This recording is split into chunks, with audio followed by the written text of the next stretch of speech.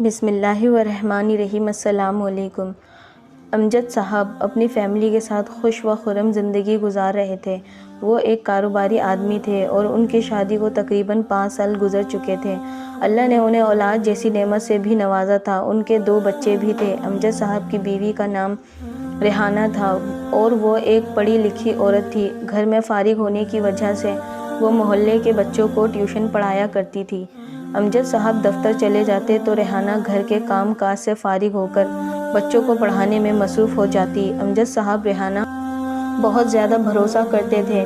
یہی وجہ تھی کہ ریحانہ کے پاس میٹرک پاس کے بچے بھی ٹیوشن پڑھنے آتے تھے، لیکن امجد صاحب نے کبھی کوئی اعتراض نہیں کیا۔ وقت اچھا گزر رہا تھا۔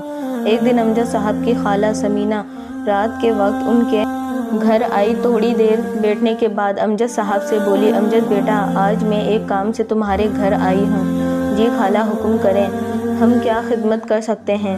کچھ نہیں بیٹا، میں چاہتی ہوں کہ ریحانہ بیٹی ہمارے نومی کو بھی ٹیوشن پڑھا دیا کرے، پڑھائی میں بہت کمزور ہوتا جا رہا ہے۔ جی خالہ، اس میں پریشانی والی کون سی بات ہے؟ وہ میرے بھائی کی طرح ہے، آپ اسے کل سے ہی بھیج دیا کریں، اس کی بھابھی اسے پڑھا دیا کرے گی۔ کیوں ریحانہ، تمہیں کوئی اعتراض تو نہیں؟ امجد صاحب، مجھے کیوں اعتراض ہوگا؟ وہ ہمارے گھر کا ہی تو بچہ ہے۔ ویسے بھی خالہ جی ہمارے لیے بہت قابل احترام ہے، ہم ان کو انکار نہیں کر سکتے، اس لیے جب نومی کا دل چاہے پڑھنے آ جائے، میں اسے پڑھا دیا کروں گی۔ اچھا بیٹا، اب میں چلتی ہوں۔ تم دونوں کا بہت شکریہ، مجھے تم سے یہی امید تھی۔ میں کل سے ہی نومی کو پڑھنے بھیج دوں گی۔ نومی خالہ ثمینہ کا چھوٹا بیٹا تھا۔ اس کی عمر 16 سال تھی، مگر دکھنے میں مکمل مرد لگتا تھا۔ نومی اگلے ہی دن ریحانہ کے پاس ٹیوشن آنے لگا۔ ریحانہ دوسرے بچوں کی نسبت اس پر زیادہ توجہ دیتی کیونکہ وہ خالہ ثمینہ کا بیٹا تھا۔ ایک دن اللہ کی کرنی ایسی ہوئی، ریحانہ بچوں کو پڑھا رہی تھی کہ اچانک گلی میں شور کی آواز سنائی دی۔ جب ریحانہ شور سن کر باہر نکلی تو اس کی جان نکل گئی، کیونکہ کوئی تیز رفتار موٹر سائیکل والا ریحانہ کے چھوٹے بیٹے ہارون کو ٹکر مار کر بھاگ گیا تھا۔ وہ زخمی حالت میں گلی میں گر پڑا تھا۔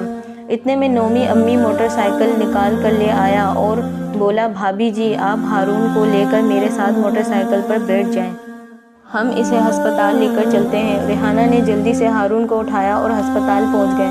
وہاں ڈاکٹروں نے ہارون کی پٹی کی اور کچھ دوائیاں دے کر ریحانہ 1 گھنٹے بعد گھر واپس آئی تو امجد صاحب بھی گھر آ چکے تھے۔ دونوں نے نومی کا شکریہ ادا کیا۔ اس کے بعد تو ریحانہ اور بھی نومی کے قریب ہو گئی۔ اسے جب بھی بازار کے کسی کام سے جانا ہوتا، وہ بلا جھجک نومی کے ساتھ چلی جاتی۔ امجد صاحب نے بھی کبھی اعتراض نہیں کیا تھا۔ وقت گزرتا گیا۔ ایک بار امجد صاحب کو کسی کاروباری کام سے دوسرے شہر جانا پڑ گیا۔ وہ ریحانہ کو بتا گئے کہ مجھے 2 یا 3 دن لگ جائیں گے، اگر تمہیں کسی کام سے بازار جانا پڑ جائے تو نومی کے ساتھ چلی جانا، میں انشاءاللہ بہت جلد واپس آ جاؤں گا۔ اتنی بات کہہ کر امجد صاحب نے بیگ لیا اور گھر سے نکل گئے۔ ابھی ان کو گئے 2 دن ہی گزرے تھے کہ ریحانہ کی طبیعت اچانک خراب ہو گئی۔ اس نے نومی کو کال کی اور کہا کہ اپنی موٹر سائیکل لے کر ہمارے گھر آ جائیں، مجھے ہسپتال جانا ہے۔ نومی اسی وقت موٹر سائیکل لے آیا اور ریحانہ کو ہسپتال لے گیا۔ دوائی لینے کے بعد وہ گھر واپس آئے تو نومی ریحانہ کو پکڑ کر کمرے تک لایا، پھر ریحانہ کو دوائی وغیرہ دینے لگا۔ دوائی دینے کے بعد نومی گھر چلا گیا، لیکن ریحانہ اس کے بہت زیادہ قریب ہو چکی تھی۔ وہ بے شک عمر میں اس سے بہت زیادہ چھوٹا تھا، مگر وہ اسے پسند کرنے لگی تھی، اور دوسری طرف شاید نومی کی بھی یہی حالت تھی۔ ایک دن ریحانہ کچن میں کام کر رہی تھی۔ نومی نے آ کر اس کا ہاتھ پکڑ لیا اور بولا، بھابھی جی، آپ مجھے بہت اچھی لگتی ہیں۔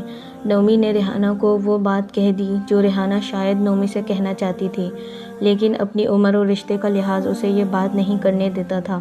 پھر وہی ہوا جس کا ڈر تھا۔ امجد صاحب کے دفتر جانے بعد ریحانہ نے نومی کو کال کر کے اپنے گھر بلایا اور وہ سب کچھ کر بیٹھی جو امجد صاحب نے کبھی تصور بھی نہیں کیا تھا۔